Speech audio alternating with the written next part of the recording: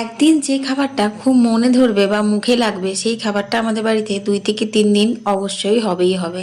না না, অনেক বন্ধু এটা ভাবছে যে আমি যেহেতু রান্না বান্নার ভিডিও দিই সেই জন্য আমাদের বাড়িতে প্রত্যেক দিন ভালো মন্দ রান্না হয়। সেটা একদমই না, কারণ আমার ছেলের আর আমার বরের মুখটাই হচ্ছে ভালো মন্দ খাওয়ার।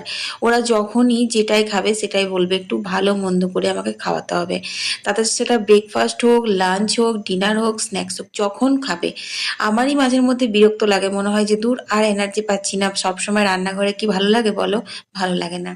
তো যাই হোক, যেহেতু করছি, আমি একজন কন্টেন্ট ক্রিয়েটার, আমি ভিডিও বানাই, সেই কারণের জন্য তোমাদের সাথে তুলে ধরি। আর তাছাড়া তোমরা প্রচুর কমেন্ট করো যে দিদিভাই তোমার কাছ থেকে কত নতুন নতুন রান্না শিখতে পারি।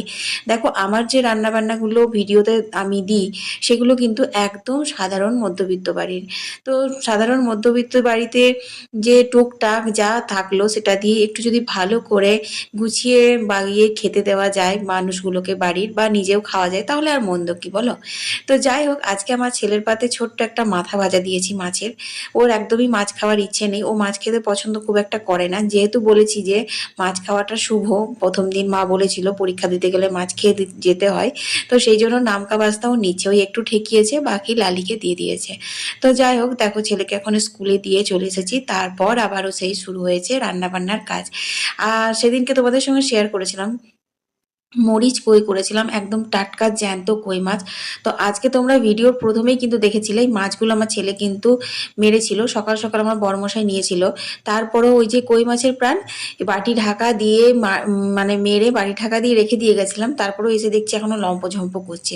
আর আমার তো মানে ভয়ে হাত পা একদম ঠান্ডা হয়ে যাচ্ছে। তারপর আবার পিঠের কাঁটাগুলো যে থাকে কই মাছের, সেগুলোকেও একদম দাঁড় করিয়ে দিচ্ছে, জানো তো, মানে ধরতেই কিরকম একটা লাগছে।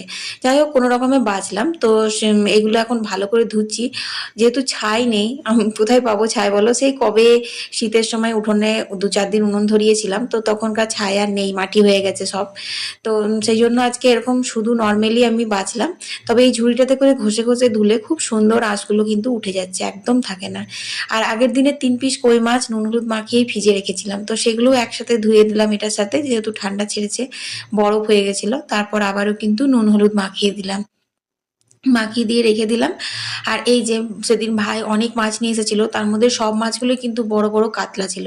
তো একটা মাথা বের করেছি, আজকে বাঁধাকপি দিয়ে করব। আসলে কি বলতো, ফুলকপি বাঁধাকপি দিন শেষ, কিন্তু বুবলার বাবার যা সবজিতে নেশা না, থলি থলি নিয়ে আসে, আর কেনা জিনিস ফেলে দেবো। আর এবছর মানে সিজন থাক বা না থাক, সবজির দাম কিন্তু একদমই কমেনি।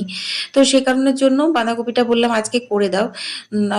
তো মায়ের জন্য নিরামিষ তুলে তারপর আমি মাছের মাথাটা যেভাবে প্রত্যেক দিন মিশিয়ে দিই ভেজে, সেইভাবে